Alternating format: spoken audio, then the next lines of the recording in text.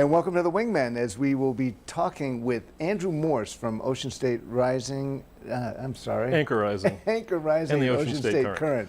So those are two websites that you should check out.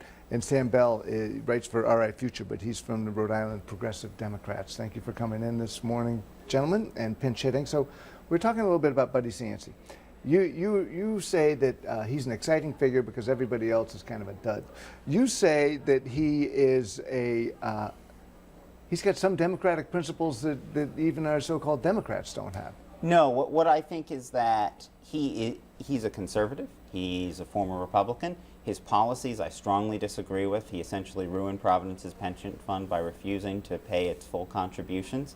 He's able to win because voters are fed up with a conservative Democratic Party that hasn't stood for even basic democratic principles like a woman's right to choose, basic common sense gun reforms, and repealing the tax cuts for the rich that they've passed, bankrupting our state.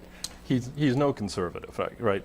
The usual, he will tell you that he is on social issues. He will tell you that he was a strong supporter of gay rights before it was a very common thing for politicians to hold. He's no fiscal conservative, as you can see by his record of spending in the old, the 6% COLAs in the old Providence pension fund. Look, Cianci's got a charisma that I don't understand. I don't think a lot of people understand, but it's hard to deny that he has it there. Now, charisma is not something we like to talk about in politics these days, again, I think because people don't understand it. The modern Democratic Party has done a very good job of kind of replacing kind of a unifying message and a broad-based appeal to everyone with all these micro-targeting strategies that people talk about in letters and dividing, telling people exactly the message that they want to hear. That creates a whole bunch of in-group and out-group sort of thinking. Sam, again, I respect you a whole lot, but you kind of launched into that at the beginning. Cianci is the one that can take all of the people that kind of get pushed to the out-group by the political establishment and make them feel that they're part of something because he has this vision for Providence. And he's got his own in-group, out-group thinking of his own. It's Providence against the world, but when you're running for mayor of Providence, the world doesn't matter. All he needs to do is appeal to alienated people within Providence and pull them into his coalition, and that's the cross-cutting effect that Sam was talking about earlier. Does it hurt Providence's image with outside people to have a convicted felon were he to win the mayor seat? Yes. Do you think it hurts? I think it does, yeah. I don't think you can deny that there are some long-term image problems there. It will also hurt Providence to have Buddy Cianci as mayor.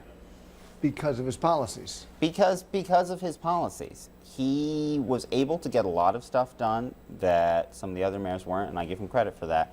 But a lot of what he was able to do, he did because he essentially didn't pay the contributions into the pension fund. And I think that would be disastrous today. And I think I think in the past he's had what you'd call a very crony-based management style.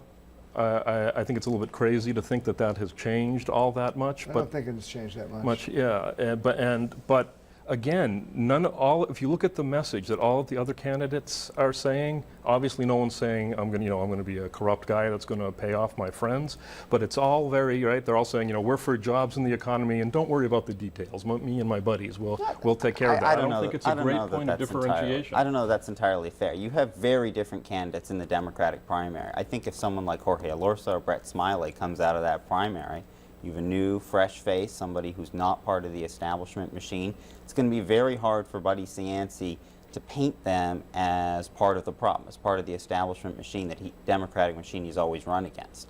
So I think if either Jorge Alorza or Brett Smiley comes out of that primary, you're going to see a very different race than you would with Michael Solomon coming out. What do you think that these opponents of Cianci will need to bring up to beat him? Do you think it's the criminal conviction, the pensions? Well, it's a very tangled history of Providence over the last, decade or 20 years or so. If I think, they're going to go heavy on, against Cianci legitimately on the corruption issues, which are an absolutely valid issue.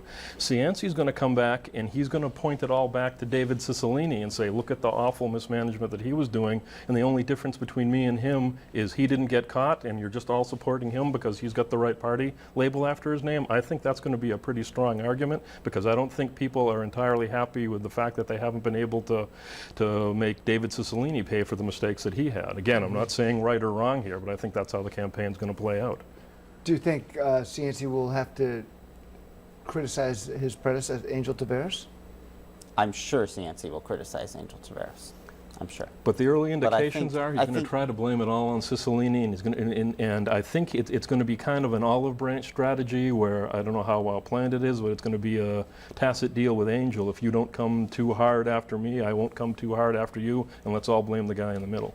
I think what you're going to have to see in order to differentiate yourself from Buddy is people in Providence are fed up with the system where City Hall does not work for working families, does not work for ordinary people, works for those who can pay the right lobbyists, get the right political connections. And you have to show that you're a break from that system of traditional conservative machine politics that's dominated Democratic politics and Buddy Cianci's politics in the city of Providence. So that's why I think candidates like Jorge Elorza and Brett Smiley are going to be a much bigger But threat yeah, I mean, to Cianci. I know you legitimately believe, and you talk about conservative machine politics, but in the northeastern part of the United States right now, when people think machine politics, they're as likely to think the liberal machine that we have right now as much as the conservative. And again, What Buddy liberal has a machine? political charisma. We have a conservative machine. What liberal machine do we have?